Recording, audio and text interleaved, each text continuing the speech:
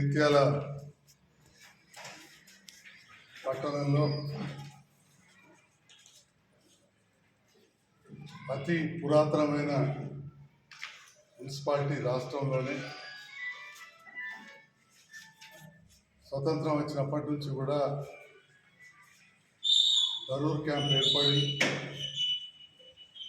జగిత్యాల చుట్టుపక్కల ప్రాంతాల్లో కాలువలు తవ్వబడి 1978-80 వరకే జగిత్యాల చుట్టుపక్కల ప్రాంతం అంతా కూడా చాలా సుభిక్షంగా ఉండడం, దానివలన జగిత్యాల పట్టణం కూడా నిరంతరం అభివృద్ధి పథంలో ముందుకు సాగింది. తదనంతరం రాజకీయాల్లోకి నేను కూడా వచ్చిన తర్వాత నాకు ఈ ప్రజలు ఇచ్చిన అవకాశంతో అప్పుడున్న ముఖ్యమంత్రి గారిని జగిత్యాలకు మెడికల్ కాలేజ్ కావాలని అడగడం, మొట్టమొదటిగా 6 మంజూరు ఇస్తే అందులో జగిత్యాల ఉండడం, తర్వాత మళ్ళీ వెంటనే ఇంకొక 2 కూడా దానికి యాడ్ చేసారు, నాగర్ కర్నూలు, రామగుండం. వీటిలో అప్పుడు ఒక డాక్టర్గా, అదేవిధంగా ప్రైవేట్ మెడికల్ కాలేజీలో నేను ప్రొఫెసర్గా, అసిస్టెంట్ ప్రొఫెసర్గా పనిచేసిన అనుభవంతో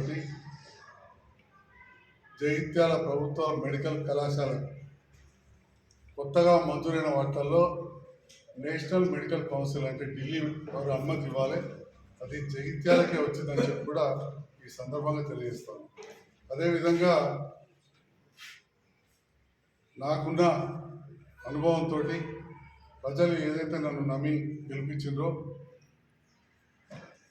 డైరెక్టర్ ఆఫ్ మెడికల్ ఎడ్యుకేషన్ కావచ్చు, తోటి ఎంపీతో మాట్లాడి జగిత్యాల ఆసుపత్రికి సూపర్ స్పెషాలిటీ పోస్ట్ కూడా మంజూరు చేయించడం జరిగింది.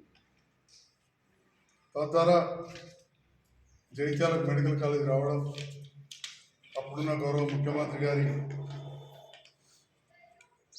చేతుల మీదుగా భూమి పూజ జరగడం, వైద్యశాఖ మంత్రి గారు కూడా రావడం, ఇవన్నీ కూడా జగిత్యాల ప్రజలందరూ కూడా తెలుసు. జగిత్యాల మెడికల్ కాలేజ్ హాస్పిటల్ సంపూర్ణంగా పూర్తి కావాలంటే దాదాపు 500 కోట్ల వరకు అవుతాయనే విషయం కూడా పలుమార్లు చెప్పడం జరిగింది. దాంట్లో భాగంగా మనం అంతకుముందున్న హాస్పిటల్ కావచ్చు, కేంద్ర రాష్ట్ర ప్రభుత్వాల నిధులు 60% 40% తోటి ఉండే హాస్పిటల్, మాతా శిశు హాస్పిటల్ కూడా మనం అటాచ్ చేయాలి. ముఖ్యంగా college building, medical college building, వైద్య విద్యార్థులకు చదువుకోవడానికి క్లాస్ రూమ్స్ కావచ్చు, హాస్టల్స్ కావచ్చు, స్పోర్ట్స్ కావచ్చు, కల్చర్ కావచ్చు, ల్యాబ్లు, చుట్టుపక్కల రోడ్ కోసం 119,85,56,740 రూపాయలతోటి టెండర్ పిలవడం జరిగింది. 196,85,56,740 రూపాయలతోటి టెండర్ పిలవడం జరిగింది. చుట్టూ కూడా రోడ్డు బాగా వేయడానికి, కెనాల్ పైప్ లైన్ మూసేసి చేయడానికి 11 కోట్లతోటి అదొక టెండర్. అంటే టోటల్గా 130 కోట్ల రూపాయలతోటి మనం కాలేజ్ బిల్డింగ్, చుట్టుపక్కల రోడ్లకు పనులు ప్రారంభించుకున్నాం. ఆ పనులు ప్రారంభించుకొని దాదాపు మెడికల్ కాలేజ్ కాంట్రాక్టర్ 60% పూర్తి చేస్తే 2023 నవంబర్ వరకు, డిసెంబర్లో ప్రభుత్వం మారింది, నవంబర్ చివరి వరకు అప్పుడున్న ప్రభుత్వం, నేనే శాసనసభ్యులుగా అప్పుడున్నా, ముందర పూర్తి చేయాలని చాలాసార్లు కూడా కోరడం జరిగింది. కానీ నిధులు రిలీజ్ కాక పని ఎక్కడికక్కడ ఆగిపోయిన పరిస్థితి వచ్చింది. 2023 నవంబర్ వరకు నేను ఇప్పుడు చెప్పిన దాంట్లో 1,119,85,00,000 గాను 14,78,20,000 మాత్రమే మంజూరైంది. మళ్ళీ చెప్తా ఉన్నా, మెడికల్ కాలేజ్ బిల్డింగ్కు 119,85,56,700 గాను కాంట్రాక్టర్ గారు దాదాపు 60 కోట్ల పైన వర్క్ చేస్తే కాంట్రాక్టర్కి ఇచ్చిన డబ్బులు ఏమయ్యా అంటే 14,78,20,000 మాత్రమే. సంజయ్ కుమార్ జగిత్యాల ప్రజలు గెలిపించిన డాక్టర్ సంజయ్ శాసనసభ్యుడిగా గెలిచిన తర్వాత నా బాధ్యత మరి ఆ కాలేజ్ పూర్తి చేయించాలి. ఎందుకంటే పిల్లల పరిస్థితి ఎట్లుందంటే ఎత్తుకుంటే ఆగే పరిస్థితి లేదు. 4 బ్యాచ్లు 600 మంది పిల్లలు దించుతే ఊరుకునే పరిస్థితి లేదు. అందులో చూస్తున్నాం కదా, మెడికల్ కాలేజీలు ప్రైవేట్ పనులు చేస్తామని రకరకాలుగా 4 బ్యాచ్లు వచ్చినాయి. ఎత్తుకుంటే ఎందుకు అవుతలేరంటే అక్కడ వసతులు లేవు కాబట్టి వదిలేసి ఊరుకుంటారా? అలాంటి పరిస్థితుల్లో ఓ గౌరవ ముఖ్యమంత్రి రేవంత్ రెడ్డి గారు సహకారం తీసుకున్నారు.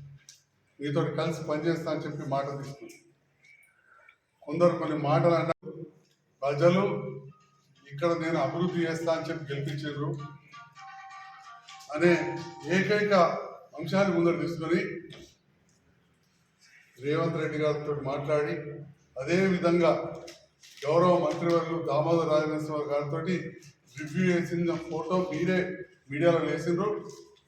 ప్రిన్సిపల్ సెక్రటరీ కావచ్చు, టీఎస్ఎంబిడిసి ఎండి కావచ్చు, డైరెక్టర్ ఆఫ్ మెడికల్ ఎడ్యుకేషన్ అందరినీ కూర్చోబెట్టుకుని ఏకైక ఎమ్మెల్యే నాతోటే నేనున్న రివ్యూ చేసిన ఫోటో కూడా పంపాను. మరి ఆ తర్వాత 41,85,10,000 రూపాయలు రిలీజ్ అయింది. అంటే మెడికల్ కాలేజు 2021 చివరిలో మనం ఫౌండేషన్ అయితే 2023 చివరి వరకు ఇచ్చిన డబ్బులు ఎన్నయ్యా అంటే 14,78,00,000 మాత్రమే. కాంట్రాక్టర్ తట్టా బుట్టా చదువుకొని వెళ్ళిపోతే నేను గౌరవ ముఖ్యమంత్రి గారి ద్వారా రిలీజ్ చేయించిన 41,85,00,000 రూపాయలు చెప్పి ఈ సందర్భంగా చెప్తాను. ఇప్పుడు పనులు వేగంగా జరుగుతున్నాయి. ఇంకా చెల్లించాల్సినవి పూర్తి అయ్యేసరికి 63,22,24,000 రూపాయలు ఉంటాయి. మరి 119 కోట్ల రూపాయలతో మొదలుపెట్టిన పని 119 కోట్ల రూపాయలతో పని పెట్టింది. జస్ట్ 10% కూడా మన డబ్బులు రిలీజ్ చేయలేదు. అలాంటిది మళ్ళీ 44 కోట్లు ఇప్పించడం అంటే 40% ఇప్పించడం, ఇంకొక 50% కూడా పనులు పూర్తి కావాల్సి ఉంది. ఇవాళ ఏ పాత్రికేయ మిత్రులు కానీ జగిత్యాల ప్రజలు చూడవచ్చు, 7 అంతరాల బంగ్లా మొత్తం కూడా స్పీడ్గా నడుస్తూ ఉంది.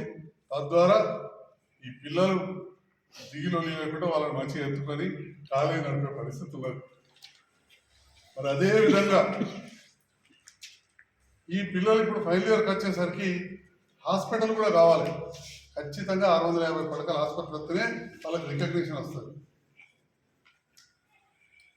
మరి దానికోసం మళ్ళీ 204 కోట్ల రూపాయలు మంజూరైనని చెప్పి సగర్వంగా తెలియజేస్తూ 135 కోట్లతోటి ఓన్లీ బిల్డింగ్కు టెండర్లు పూర్తయినాయి. ఎలక్షన్ కూడా అవగానే భూమి పూజ కూడా చేయిస్తాం అని చెప్పి సందర్భంగా తెలియజేస్తాం.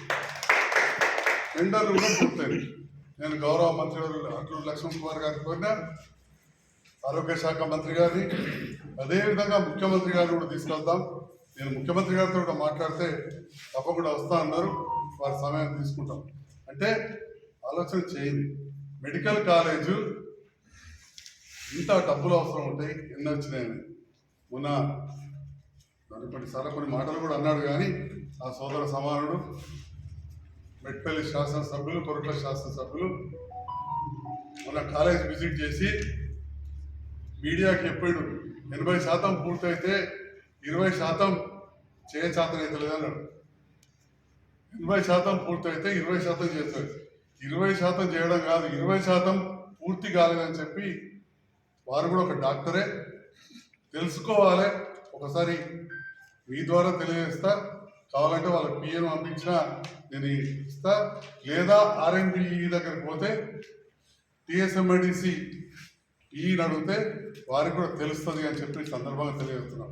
వాళ్ళ నాన్నగారిని అడిగానో తెలుసుకోవాలి. కాబట్టి ఈరోజు మా సోదరుడు జగిత్యాలకు వచ్చింది ఇక్కడేం జరుగుతున్నాయో చూసి విమర్శించే వాళ్ళు కొరుట్లలో కొరుట్ల అప్పటి మాజీ మంత్రివర్యులు రత్నాకర్ రావు గారు, లేదా మెట్పల్లిలో ఆ ప్రభుత్వాల్లో ఉన్న ఆసుపత్రులను మంచి 100 పడకలు చేసి వాటిని పూర్తి చేసుకొని నీ పేషెంట్లు వచ్చి నా మీద పడకుండా చూడు. ఇక్కడ పేషెంట్లు అక్కడ వసతులు చేయి. కొరుట్ల కాడ 100 పడకల ఆసుపత్రి ఏంటివి ఉన్నాయా? 100 మంచాలు ఒకసారి చూద్దామా? జైత్యాలు ఉన్నాయి, 230 మంచాలు ఉన్నాయి. రేపటి నాటికి మళ్ళీ మొదలు పెడుతున్నా ఇంకా 230 పడకలు. నిధులు మంజూరైన, టెండర్ కూడా ప్రక్రియ పూర్తయింది, కాంట్రాక్టర్ కూడా ఫైనల్ అయిపోయాడు. మీరు 30 నుంచి 100లో ఇనాగ్రేషన్ చేసిండ్రు, 2 సంవత్సరాలు అయింది. అక్కడ ప్రెస్ మీట్లు, జైత్యాల ఖర్చు ప్రెస్ మీట్లు, ధర్నాలు కాదు. నీ కొరుట్ల కాడ 30 పడకల ఆసుపత్రి, 100 పడకల ఆసుపత్రి పూర్తి చేసుకుని ఆయన నీతో కాకపోతే ఇక ముఖ్యమంత్రి గారితో కలిసి పనిచేస్తున్నా, నా దగ్గర రా, మా మంత్రి గారు లక్ష్మణ్ కుమార్ గారి దగ్గర రా, కలిసి పోదాం.